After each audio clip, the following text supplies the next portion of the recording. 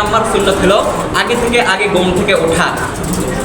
অফসোস হলেও সত্য, আমরা চাঁদের রাত্র গভীর করে ঘুমাই, তারপর কি করি ঈদের দিন আমরা অনেক ফজর নামাজ পড়তে পারি না। ঈদের নামাজের চাইতে উত্তম হলো ফজরের নামাজ, কিন্তু কপাল পরা মুসলমান ফজর না পড়ে ঈদের নামাজ পড়ে। আল্লাহু আকবার, আল্লাহ হেদায়েত দান করেন। তাহলে প্রথম কথা হচ্ছে ফজরের নামাজ জামাতে পড়া, ঈদের দিন সকাল সকাল ওঠা। 2 নাম্বার হলো প্যারে হাজরিন, মিষ্টি মুখে ঈদগাহে যাওয়া। রোজার ঈদের জন্য কি করা? মিষ্টি মুখে ঈদগাহে যাওয়া, খেজুর বা সেমাই অন্য কিছু খাইয়া কি করা? ঈদগাহের মধ্যে যাওয়া। 3 নাম্বার প্যারে হাজরিন, সুগন্ধি ব্যবহার করা এবং মেসওয়াক করা, এটি 3 নাম্বার সুন্নাত। 4 নাম্বার সুন্নাত হলো প্যারে হাজরিন ভালো পোশাক পরা, উত্তম পোশাক পরা। নতুন পোশাক পরতে এটা সুন্নাত না, আপনার যতটুকু তৌফিক আছে তৌফিক অনুযায়ী কি করা? উত্তম পোশাকটা পরে ঈদগাহের মধ্যে যাওয়া। প্যারে হাজরিন 5 নাম্বার সুন্নাত হলো পায়ে হেঁটে ঈদগাহে যাওয়া। যারা অসুস্থ তারা তো আলহামদুলিল্লাহ হুইল চেয়ারে বা গাড়িতে এভাবে যেয়ে থাকে, আমরা যাদের পা ভালো আমরা গাড়িতে যাবো না, পায়ে হেঁটে আমরা ঈদগাহে যাব। 6 নাম্বার সুন্নাহ হলো তাকবীর বলতে আল্লাহু আকবার, আল্লাহু আকবার, লা ইলাহা ইল্লাল্লাহ, আল্লাহু আকবার, আল্লাহু আকবার, ওয়ালিল্লাহিল হামদ। তাকবীর বলতে বলতে কি করা? ঈদগাহে যাওয়া। আজেবাজে কথা বলে যেন আমরা কি করি? ঈদগাহে না যাই, প্যারে হাজরিন। তারপর 7 নাম্বার সুন্নাত হলো এক পথে যাওয়া অপর পথে আসা। যদি এইরকম জায়গা বা এরকম এলাকার মধ্যে পরিবেশ যদি কারণ না থাকে, তাহলে ডান দিক দিয়ে যাওয়া, বাম দিক দিয়েও কি করা? আসা, পেরে হাত। তারপর 8 নাম্বার সুন্নাত হলো হাসি মুখে থাকা। ঈদের দিন যদি কারো মনে কষ্টও থাকে, মানুষদের সাথে কি করা? হাসি মুখে থাকা, এটা 8 নাম্বার সুন্নাত। 9 নাম্বার সুন্নাত হলো খোলা জায়গায় ঈদের নামাজ পড়া, অর্থাৎ ঈদগাহে নামাজ পড়াটা কি? সুন্নাত, প্যারে হাজরিন। 10 নাম্বার হলো শুভেচ্ছা জানানো। শুভেচ্ছা আমরা বাঙালিরা এইভাবে জানায় থাকি যে ঈদ মোবারক, এটা বললেও হয়, তবে রাসূল এবং সাহাবীদের সুন্নাত হলো তাকাব্বালাল্লাহু মিনহা, এটা বলে আরবি শব্দ ব্যবহার করে কি করা? ঈদের শুভেচ্ছা জানানো। আল্লাহ তাআলা আমাদেরকে ঈদ এবং রমজানের হক আদায় করার তৌফিক দান করেন, পড়েন আমিন।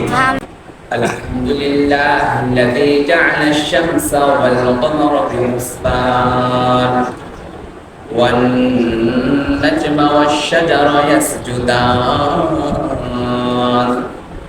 وفضل زمانا على زمان كما فضل مكانا على مكان ونشهد أن لا إله إلا الله وحده لا شريك له ونشهد أن سيدنا وسندنا وحبيبنا وحبيب ربنا وطبيبنا وطبيب قلوبنا ومولانا محمدا عبده ورسوله صلى الله تعالى عليه وعلى آله وأصحابه وبارك وسلم.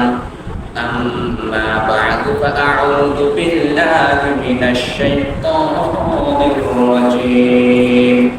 بسم الله الرحمن الرحيم.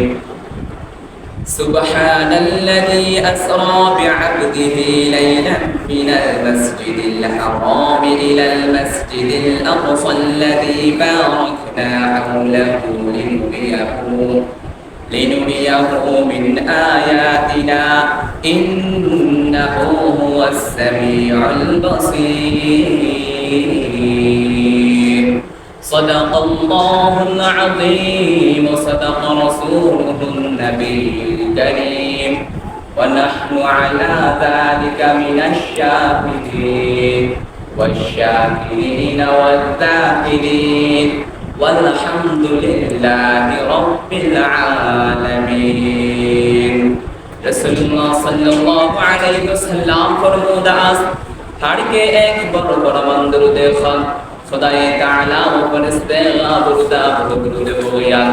प्यारे हाज़िरीन, আল্লাহর নবী, মায়ার নবী, রহমতের নবী, বিশ্ব নবী বলেন, যে ব্যক্তি আমার উপর একবার দরুদ পাঠ করে আল্লাহ জাল্লা শানুহু তাহার উপর 10 বার দরুদ অর্থাৎ রহমত প্রেরণ করেন। সকলে পাঠ করি সাল্লাল্লাহু আলাইহি ওয়াসাল্লাম। সকল হাদিস দরুদ ইব্রাহিম পাঠ করি আল্লাহুম্মা সাল্লি আলা মুহাম্মাদিন ওয়া আলা আলি মুহাম্মাদ كما صليت على إبراهيم وعلى آل إبراهيم إنك حميد مجيد اللهم بارك على محمد وعلى آل محمد كما باركت على إبراهيم وعلى آل إبراهيم إنك حميد مجيد নবী মোর পরশমণি নবী মোর সোনার খনি নবী নাম জপে যেজন সেই তত জাহানের ধনী নবী মোর পরশমণি নিদানে আখিরাতে তড়াইতে ফুল সিরাতে নিদানে আখিরাতে তড়াইতে ফুল সিরাতে কান্ডারি হইয়া নবী কান্ডারি হইয়া নবী পার করিবেন সেই তরুণী নবী মোর পরশমণি নবী মোর সোনার খনি নবী নাম জপে যেজন সেই তত জাহানের ধনী নবী মোর পরশমণি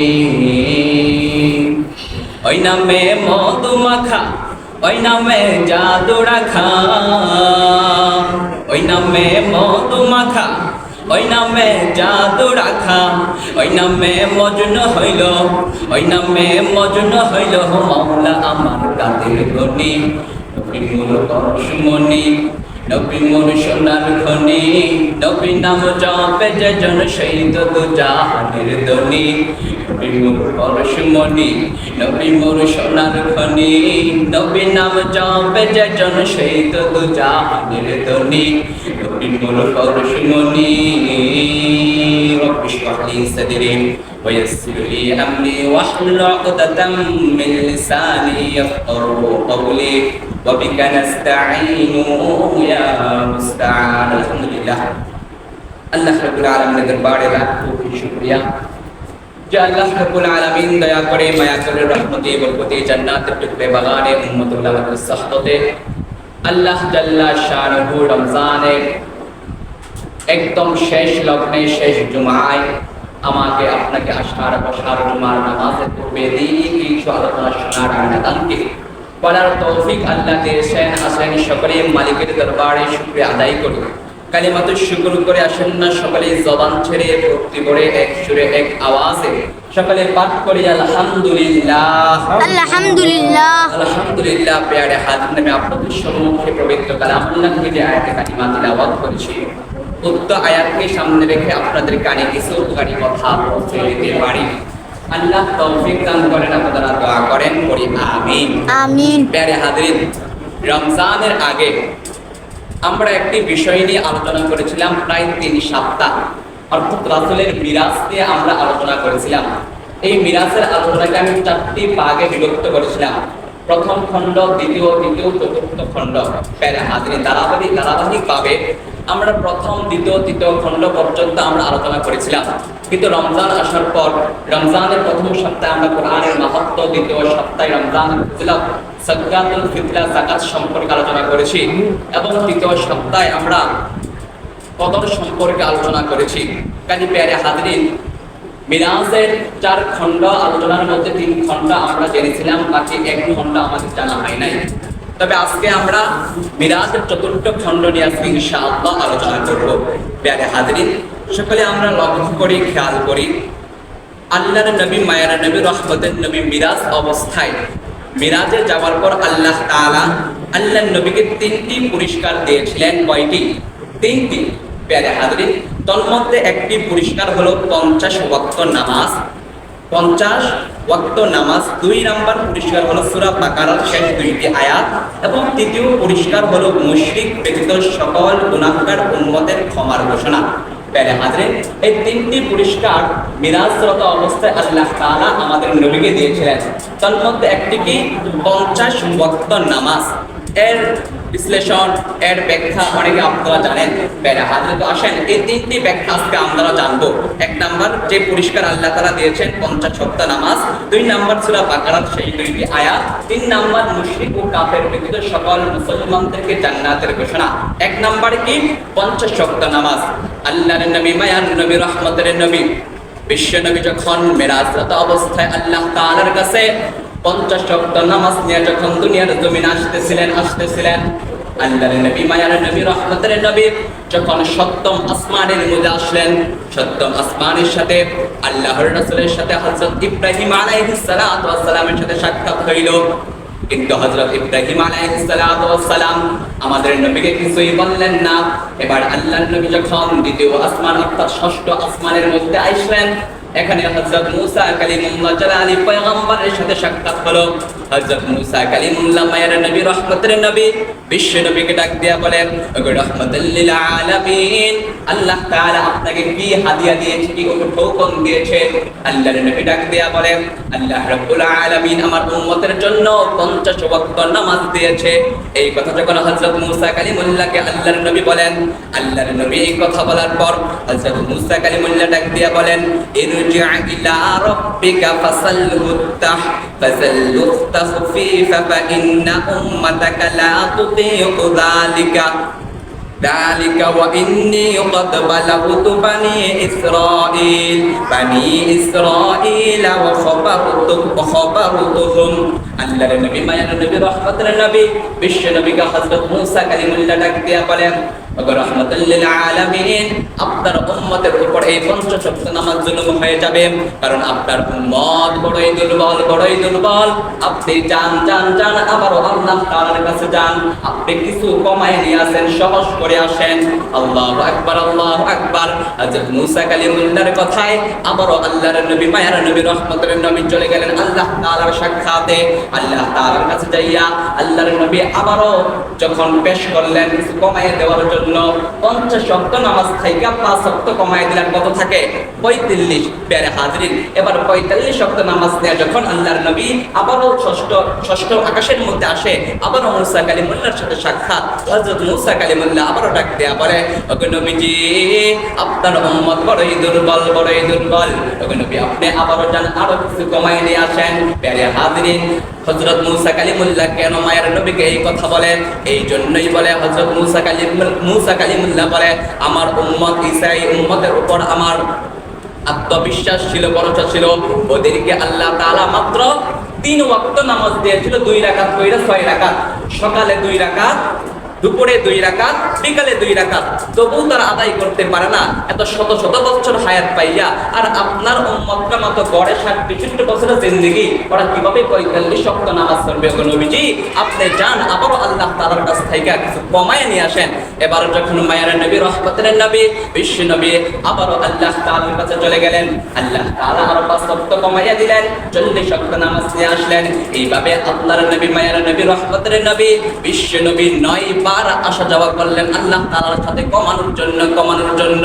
পরিশেষ আল্লাহর নবী 5 ওয়াক্ত নামাজ তার উম্মতের জন্য যখন হাদিয়া স্বরূপ নিয়ে আমার ষষ্ঠ আকাশের মধ্যে আসে, হযরত মুসা কালিমুল্লাহ ডাক দিয়া বলে, ওগো রাহমাতুল লিল আলামিন, আপনার উম্মত দুর্বল, এই 5 ওয়াক্ত পড়তে পারবে না, আপনি আরেকটু কমায় নিয়ে আসেন। এইভাবে যখন হযরত মুসা কালিমুল্লাহ এই কথা বলে, আমার আপনার নবী ডাক দিয়া বলে, আমার এবার লজ্জা লাগতেছে, আবার কিভাবে মালিকের কাছে যাব? আমি আর যাব না। এই 5 ওয়াক্ত নামাজই আমার উম্মত পড়বে। আল্লাহু আকবার, আল্লাহু আকবার। এই কথা বলে যখন নিচের দিকে আল্লাহর নবী আসতেছিলেন, আল্লাহ রাব্বুল আলামিন আকাশ থেকে ওহী নাযিল করলেন। আকাশ থেকে আল্লাহ রাব্বুল আলামিন আওয়াজ দিলেন, মা ইউবাদদালুল কাওলু লাদাইয়া ওয়া মা আনা বিযাল্লামিন লিল আবিদ। ওগো রাহমাতুল লিল আলামিন, আমার হাবিব শোনো। ওগো নবী, হযরত মুসা কালিমুল্লাহ তোমাকে আবারও বললো 5 ওয়াক্ত নামাজ থেকে কমায় নিয়ে যাওয়ার জন্য। কিন্তু নবী, তুমি তো আর আসো নাই। ওগো নবী, তুমি 5 ওয়াক্ত নামাজই তোমার উম্মতের জন্য নিয়ে যাচ্ছ। ওগো নবী, তবে শুনে রাখো, তোমার কোনো গুনাহগার বান্দা বান্দি যদি এই 5 ওয়াক্ত নামাজ আমাদের সাথে আদায় করে, সঠিক সময়ে আদায় করে, এই 5 ওয়াক্ত নামাজের ফল বিনিময়ে আমি আল্লাহ তাআলা তোমার গুনাহগার উম্মতদেরকে 50 ওয়াক্ত নামাজের বিনিময়ে ফলাফল তাদের আমলনামায় দিয়া দিব। সুবহানাল্লাহ। কাজী আল্লাহ তাআলা তো শেষ নবীর উম্মত হিসেবে আমাদেরকে শুধু অফার দিয়েছেন, অফার দিয়েছেন। সবে কদর, সবে বরাত, রমজান দিয়েছেন। 5 ওয়াক্ত নামাজের বিনিময়ে আল্লাহ তাআলা আমাদেরকে 50 ওয়াক্তের ফল দিবেন, 50 ওয়াক্তের সওয়াব দিবেন। এই ছিল প্যারে হাজিরিন 1 নাম্বার পুরস্কার। 2 নাম্বার পুরস্কারের কথা বলেছিলাম সূরা বাকারার শেষ 2টি আয়াত। আল্লাহ রাব্বুল আলামিন পবিত্র কালামুল্লাহর মধ্যে বলেন, আমানার রাসূলু বিমা উনজিলা ইলাইহি মির রাব্বিহি ওয়াল মুমিনুন কুল্লুন আমানা বিল্লাহি ওয়া মালাইকাতিহি ওয়া কুতুবিহি ওয়া রাসূলিহি লা নুফাররিকু বাইনা আহাদিন মির রাসূল ওয়া ক্বালু সামি'না ওয়া আতা'না গুফরানাকা রাব্বানা ওয়া ইলাইকাল মাসীর লা ইউকাল্লিফুল্লাহু ওয়া লা তাহমিল আলাইনা ইসরা কামা হামালতাহু আলাল লাযীনা মিন ক্বাবলিনা রাব্বানা ওয়া লা তুহাম্মিলনা মা লা তাকাতা লানা বিহি واعف عنا واغفر لنا وارحمنا أنت مولانا فانصرنا على القوم الكافرين আল্লাহ রাব্বুল আলামিন উক্ত আয়াতের মধ্যে আমাদেরকে আল্লাহ তাআলা দুইটি ঘোষণা দিয়েছেন, অর্থাৎ পুরস্কারই দিয়েছেন। প্যারে হাজির প্রথমে আল্লাহ তাআলা আমাদেরকে ঈমান সম্পর্কে জ্ঞান দিয়েছেন। 2 নাম্বার আল্লাহ তাআলা এই আয়াতের মধ্যে কিভাবে আল্লাহ তাআলার কাছে আমরা যাব, কিভাবে কাফের মুশরিক থেকে নিজেদেরকে বাঁচাইয়া রাখবো, এই দোয়াও আল্লাহ তাআলা আয়াতের মাধ্যমে আমাকে আপনাকে শিখিয়ে দিয়েছেন। প্যারে হাজিরের প্রথমে আল্লাহ রাব্বুল আলামিন বিশ্ব নবীকে ডাক দিয়ে বলেন, ওই সমস্ত বিষয় সম্পর্কে যা তার পালনকর্তার পক্ষ থেকে তার কাছে অবতীর্ণ হয়েছে এইগুলোর উপর তোমরা ঈমান রাখবে, বিশ্বাস রাখবে, আল্লাহর প্রতি, তার ফেরেশতাদের প্রতি এবং কিয়ামতের দিনের প্রতি এবং তার পয়গম্বরের প্রতি। তারা বলে আমরা তার পয়গম্বরগণের মধ্যে কোনো তার মান্য করি না। তারা বলে আমরা শুনেছি এবং কবুল করেছি, তোমার নিকট প্রত্যাবর্তন করতে হবে। আল্লাহ কাউকে তার সাধ্য ব্যতীত কোনো কাজ দেন না, প্রত্যেকের সাধ্য অনুযায়ী আল্লাহ রাব্বুল আলামিন প্রত্যেক উম্মতকে নবীদেরকে কাজ দিয়েছেন। প্যারে হাজির এবার আল্লাহ তাআলা কিভাবে আল্লাহ তাআলার কাছে আমরা মুনাজাত করব, যাব, কাফের মুশরিক থেকে পানা যাব, আল্লাহ তাআলা উক্ত আয়াতের মধ্যে আমাদেরকে কিভাবে আল্লাহ তাআলার কাছে মুনাজাত করব এটাও আল্লাহ তাআলা আমাদেরকে শিখিয়ে দিয়েছেন। আল্লাহ বলেন, এইভাবে তোমরা বান্দা চাওয়া, হে আমার পালনকর্তা, যদি আমরা ভুলে যাই কিংবা ভুল করি তবে আমাদেরকে অপরাধী করবে না। হে আমাদের পালনকর্তা, আমাদের উপর এমন দায়িত্ব অর্পণ করবে না যেমন আমাদের পূর্ববর্তীদের উপর অর্পণ করেছিলে। হে আমাদের প্রভু, আমাদের দ্বারা ওই বোঝা বহন করিও না যা বহন করার শক্তি আমাদের নাই। আমাদের পাপ মোচন করো, আমাদের ক্ষমা করো এবং আমাদের প্রতি দয়া করো। তুমি পাপ মোচন করো, তুমি ক্ষমাশীল, তুমি অসীম দয়ালু, তুমি রহমান রহিম। আল্লাহ জাল্লা শাআনুহু আয়াতের মধ্যে কিভাবে আল্লাহ তাআলার কাছে যাবো, কিভাবে আল্লাহ তাআলার কাছে পানা যাবো, এই আয়াতের মাধ্যমে আমাদেরকে তাও আল্লাহ তাআলা শিখিয়ে দিয়েছেন। প্যারে হাজিরিন, এবার আসেন 3 নাম্বার পুরস্কার। আমরা 2 পুরস্কারের কথা শুনলাম। প্রথম হলো 5 ওয়াক্ত নামাজ থেকে কমতে 5 ওয়াক্ত নামাজ। তারপর দ্বিতীয় পুরস্কার সূরা বাকারার শেষ 2টি আয়াতের মধ্যে আল্লাহ তাআলা আমাদেরকে ঈমান সম্পর্কে জ্ঞান দিয়েছেন এবং আল্লাহ তাআলা আমাদেরকে কি করলেন, মুনাজাত দোয়া করার পদ্ধতি শিখিয়ে দিলেন। 3 নাম্বার পুরস্কার প্যারে হাজিরিন, 3 নাম্বার পুরস্কার মুশরিক কাফের ব্যতীত আল্লাহ রাব্বুল আলামিন কি করবেন, সকল মুসলমানদেরকে কি করবেন, একদিন না একদিন জান্নাত দিবেন। অর্থাৎ মুশরিক কাফের ব্যতীত, এবার লক্ষ্য করেন, যারা কবিরা গুনাহে লিপ্ত, কবিরা গুনাহে কাটাইছে কিন্তু মৃত্যুর আগে কবিরা গুনাহ থেকে তওবা করে মরতে পারে নাই, কবরে যাইতে পারে নাই, ওই সমস্ত কবিরা গুনাহ ব্যক্তিদেরকেও যখন আল্লাহ তাআলা জাহান্নাম দিবেন, জাহান্নামের আগুনে জ্বলবে, তখন ওই মুসলমানগুলোকে হয়তো কোরআন সুপারিশ করে জান্নাতে আনবে, হয়তো কোনো আলেম ওলামা সুপারিশ করে জান্নাতে আনবে, হয়তো কোনো মোল্লা মুন্সি বা কোনো কোরআনের হাফেজ সুপারিশ করে জান্নাতে আনবে, হয়তো বা কোরআন, হয়তো বা রমজান, হয়তো বা কোনো উসিলা, কোনো ভালো কাজ সুপারিশ করে তাকে জান্নাতের মধ্যে আনবে। পরিশেষ যাদের কোনো সুপারিশ করার কেউ নাই, কিন্তু যারা পরিমাণ ঈমান ওই মুসলমানের ভিতরে ছিল, ওই মুসলমানকে আল্লাহ তাআলা শাস্তি দেওয়ার পর কোনো না কোনো দিন একদিন কি করবেন, জান্নাত দিবেন। প্যারে হাজির, কিন্তু কাফের মুশরিকদেরকে আল্লাহ তাআলা কখনোই জান্নাত দিবেন না। প্যারে হাজির, আল্লাহ তাআলা নিজেও বলেছেন, যদি এই পুরো দুনিয়াকে এই পুরা দুনিয়াকে যদি তাদের জন্য অর্পণ করা হয়, পুরো দুনিয়ার 7 আসমান 7 জমিন যদি তাদের জন্য সুপারিশ করে, তবুও তাদেরকে কাফের মুশরিকদেরকে জান্নাত দেওয়া হবে না। তাদের ব্যাপারে আল্লাহ তাআলা পবিত্র কালামুল্লাহ বলেন, ইন্নাল্লাযীনা কাফারু ওয়া মাতু ওয়া হুম কাফফার ওয়া হুম কুফফারুন ফালাই ইউকবালা মিন আহাদিহিম মিলউল আরদি আরদি যাহাবান ওয়া লা ইফতাদা বিহি। আল্লাহ রাব্বুল আলামিন বলেন, নিশ্চয়ই যারা কাফের এবং কাফের অবস্থায় মৃত্যুবরণ করেছে, তাদের কারো নিকট হতে পৃথিবীর পূর্ণ স্বর্ণ বিনিময় স্বরূপ প্রদান করলেও তা কখনো কবুল হবে না। তাদের জন্য রয়েছে যন্ত্রণাদায়ক আযাব এবং শাস্তি। পেরেহার সুতরাং কাফের যদি ক্ষমা পেতে চায়, কোন মুশরিক যদি ক্ষমা পেতে চায়, তাহলে মৃত্যুর আগে যদি সে তওবা করে কালিমা পড়ে মৃত্যুবরণ করতে পারে, যদি সেই কাফের ও মুশরিক 80 বছরেরও হয়ে থাকে, তবু আল্লাহ তাআলা তার জিন্দেগীর সমস্ত গুনাহ মাফ করে জান্নাত বাস করে দিবেন। সুবহানাল্লাহ। পেরে হাদিস বলা হয়েছে কোন কাফের মুশরিক, সে তো কাফের মুশরিক, সে যদি তার মৃত্যুর আগেও ঈমান এনে তওবা করে কালিমা পড়ে যদি মরতে পারে, সে যদি 80 বছরেরও পুরনো কাফের মুশরিক হয়ে থাকে, তবু আল্লাহ তাআলা তাকে ক্ষমা করে জান্নাত দেবে। তার কোনো নামাজ রোজার প্রয়োজন হবে না, যদি ঈমান নিয়ে মরতে পারে। একমাত্র এই উপায় কাফের মুশরিকরা বাঁচতে পারবে, আর না হয় তারা চিরজমে কি হবে, জাহান্নামের আগুনে লিপ্ত হবে, জাহান্নামের লাকড়ি হবে। প্রিয় হাজরিন, এই ছিল 3টি পরিষ্কার আল্লাহ তাআলার দরবার থেকে মিরাজের রাত্রে আল্লাহ রাসূল নিয়ে আসতেন। 1 নাম্বার 50 ওয়াক্ত নামাজ থেকে কি বললাম, 5 ওয়াক্ত নামাজ, 2 নাম্বার সূরা বাকারার শেষ 2টি আয়াত, 3 নাম্বার কাফের মুশরিক ব্যতীত সকল মুসলমানদের জান্নাতের ঘোষণা আল্লাহ তাআলা এই 3টি পরিষ্কার আমার আপনার রাসূলকে দিয়েছেন। প্রিয় হাজরিন, তার মধ্যে 14 দফা দাফে আরো একটি পুরস্কার দিয়েছেন। 3টি ছাড়াও আরো গুরুত্বপূর্ণ বিষয় রাসূলুল্লাহ সাল্লাল্লাহু আলাইহি সাল্লামকে এই মিরাজ আল্লাহ তাআলা দান করেছেন। এ হলো সূরা নাজমে যা উল্লেখ রয়েছে। প্রিয় হাজরিন, প্রায় খণ্ড খণ্ড কিছু আয়াত আল্লাহ তাআলা ওই রাত্রেই আল্লাহ রাসূলের প্রতি কি করলেন, প্রেরণ করলেন, নাযিল করলেন। এই আয়াতগুলো অনুযায়ী যদি কোনো মানুষ জীবন গঠন করে, এই আয়াতগুলো অনুযায়ী যদি কোনো মানুষ রাষ্ট্র পরিচালনা করে, দেশ পরিচালনা করে, তাহলে ইসলাম এবং শান্তিতে ওই রাষ্ট্র, ওই ব্যক্তি ভরে যাবে। প্রিয় হাজরিন, আসলে আমরা এক এক করে ওই খণ্ড খণ্ড আয়াতগুলো শুনবো। প্রথমে আল্লাহ তাআলা আল্লাহ রাসূলকে তাওহীদ সম্পর্কে বলতে গিয়ে কোরআনের মধ্যে বলেন, ওয়াকাদা রাব্বুকা আল্লা তা'বুদু ইল্লাল্লাহ, তোমরা পালনকর্তা, তোমার পালনকর্তা আদেশ করো, তোমার পালনকর্তা যা আদেশ করে তা তোমরা পালন করো, তাকে ছাড়া অন্য কারো ইবাদত তোমরা করবে না। এটা হলো তাওহীদ বুনিয়ার কথা। অর্থাৎ জীবনের সকল পর্যায়ে আব্দিয়াত দাসত্ব হবে একমাত্র আল্লাহ তাআলার জন্য।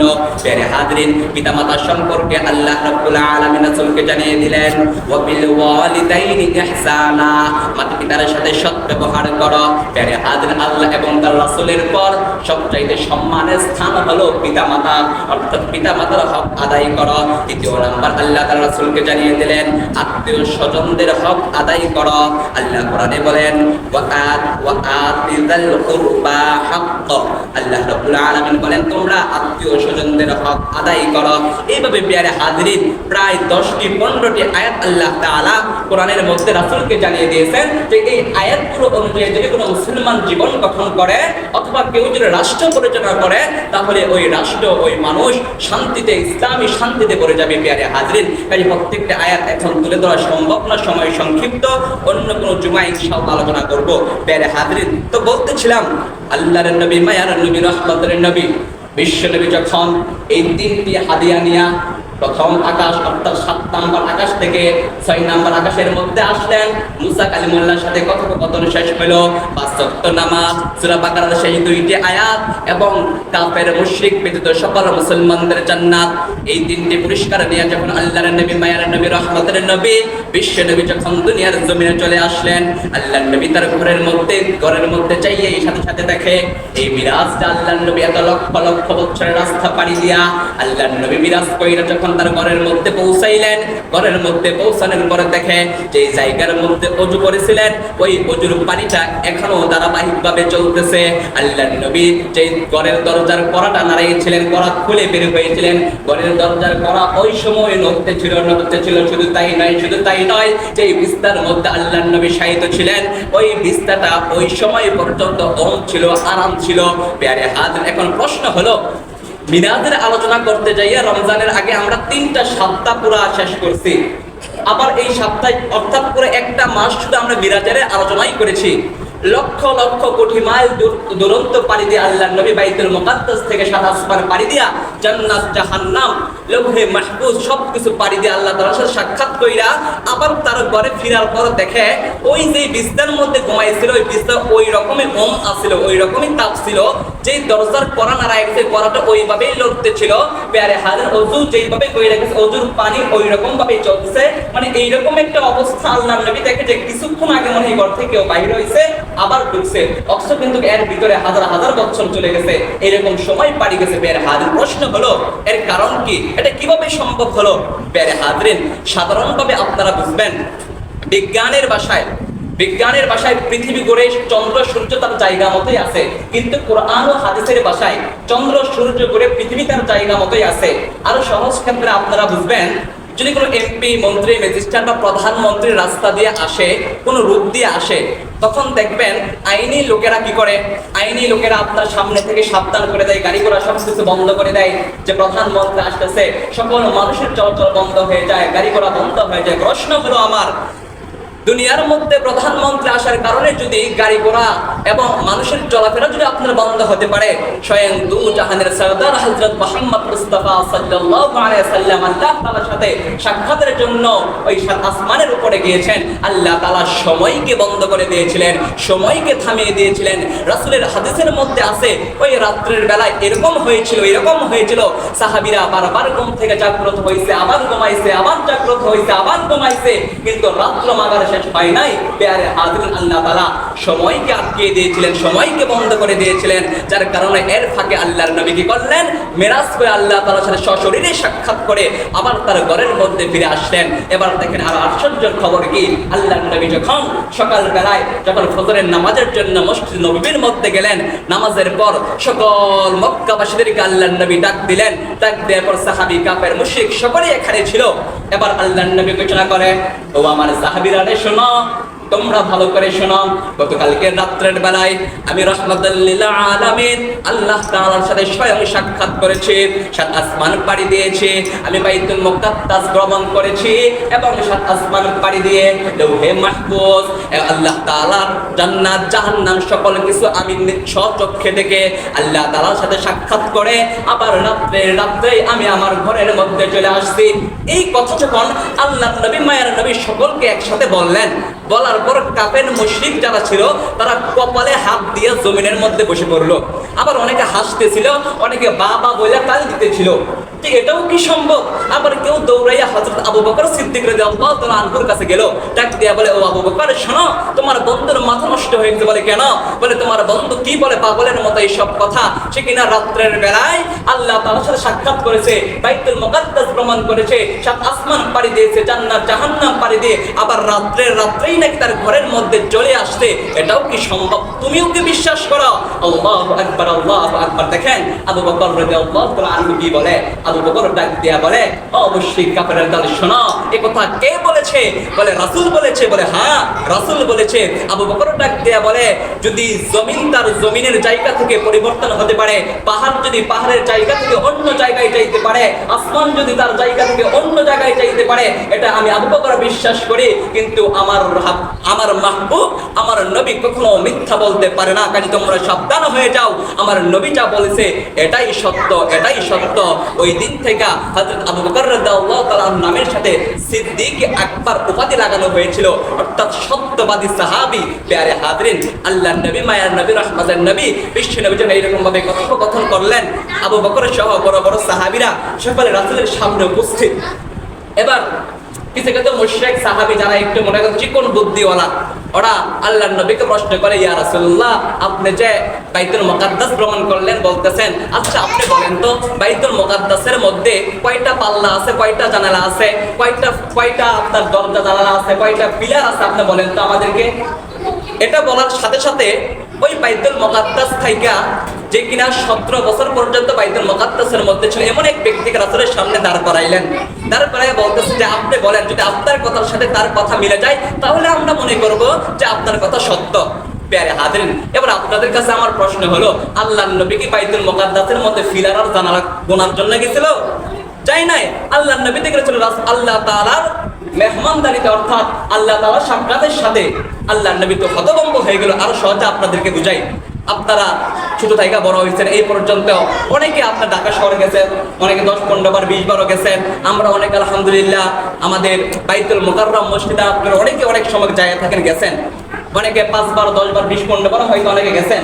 কিন্তু এখন যদি আমি আপনাদেরকে প্রশ্ন করি যে প্যারে হাজিরিন, আপনারা কি কেউ বলতে পারবেন যে বাইতুল মুকাররমের মধ্যে কয়টা ফ্যান আছে, কয়টা জানালা আছে, কয়টা পিলার বলতে পারবেন? হ্যাঁ বলতে পারবেন, যদি গোনার নিয়তে যান তবে বলতে পারবেন। আর যদি আপনি ভ্রমণের নিয়তে যান এইভাবে চান তাহলে বলতে পারবেন না। ঠিক তদ্রুপ আল্লাহর নবীতে গিয়েছিল আল্লাহ তাআলার সাথে সাক্ষাতের জন্য, জান্নাত জাহান্নাম ভ্রমণের জন্য। আল্লাহর নবী তো বাইতুল মুকাদ্দাসের পাল্লা, তারপর আপনার কি কয়টা দরজা জানালা এগুলা গোনার জন্য আল্লাহর নবী যায় নাই। তবু যখন ইহুদিরা আপনার কাফেররা আল্লাহর নবীকে প্রশ্ন করলে আল্লাহর নবীকে হতভম্ব হয়ে গেলেন, চুপ হয়ে গেলেন। সাথে সাথে আল্লাহ তাআলা হযরত জিবরাইলকে ডাকতে বলল, জিবরাইল যাও যাও, আমার বন্ধু চুপ হয়ে গেছে, তুমি বাইতুল মুকাদ্দাসকে আমার বন্ধুর সামনে বসিয়ে দাও। সুবহানাল্লাহ। প্যারে হাজিরিন, এবার যখন বাইতুল মুকাদ্দাসকে আল্লাহর নবীর সামনে বর্ষমান করা হলো, আল্লাহর নবী মায়ের নবী রহমতের নবী এই বাইতুল মুকাদ্দাস দেখা কয়টা পাল্লা, কয়টা জানালা, কয়টা দরজা সবকিছু কাফের মুশরিকদের সামনে বর্ণনা দিল। এবং ওই যে 17 বছর যাবত বাইতুল মুকাদ্দাসের মধ্যে এই লোকটা রাসূলের সামনে দাঁড়ানো অবস্থায় ছিল, ওই লোকের সাথে মিলে গেল, মিশে গেল। এবার কাফের মুশরিকরা বলে, মিলে গেছে তো মিলে গেছে, এটা আমরা এখনো বিশ্বাস করি না, এটা জাদু ছাড়া কিছুই না।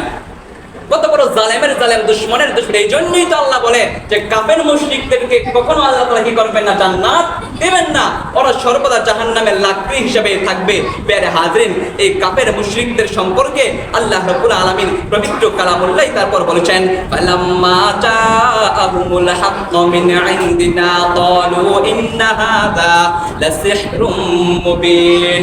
আল্লাহ রাব্বুল আলামিন বলে, অতঃপর আমার পক্ষ থেকে যখন তাদের কাছে সত্য বিষয় উপস্থিত হলো, তখন বলতে লাগলো এগুলো প্রকাশ্য জাদু।